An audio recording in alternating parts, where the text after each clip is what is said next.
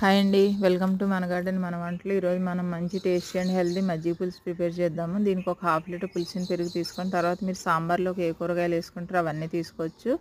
బచ్చల కూర ఉంటే మాత్రం తీసుకొని చాలా టేస్టీగా ఉంటుంది ఇందులో వేసుకుంటే. తర్వాత ప్యాన్ పెట్టుకొని 4 స్పూన్ల ఆయిల్ వేసుకొని తాలింపు సామాన్లు అన్నీ వేసుకోండి. తాలింపు ఫ్రై అవ్వగానే మనం కట్ చేసి పెట్టుకున్న కూరగాయలు అన్నీ వేసేసుకొని ఒక 2 నిమిషాలు ఫ్రై చేసుకొని 1 స్పూన్ సాల్ట్, ఒక హాఫ్ స్పూన్ పసుపు వేసుకోండి. అది కూడా మగ్గగానే బచ్చల కూర వేసేసుకొని 2 స్పూన్ల కారం వేసి ఫ్రై చేసుకోండి. తర్వాత ఈ హాఫ్ లీటర్ పెరుగుని మిక్సీలో వేసి ఒక 2 లీటర్లు వాటర్ పోసి పలచగా చేసుకోవాలన్నమాట. ఈ ముక్కలన్నీ దీంట్లోనే ఉడకాలి కాబట్టి ఇది మజ్జిగ దీంట్లో పోసేసుకొని తర్వాత మీరు టేస్ట్ చూసుకొని మళ్ళీ సాల్ట్ యాడ్ చేసుకోండి.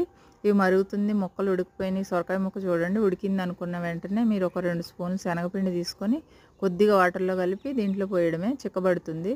చాలా టేస్ట్గా ఉంటుంది. ట్రై చేసి చూడండి, నచ్చితే ఒక లైక్ ఇవ్వండి.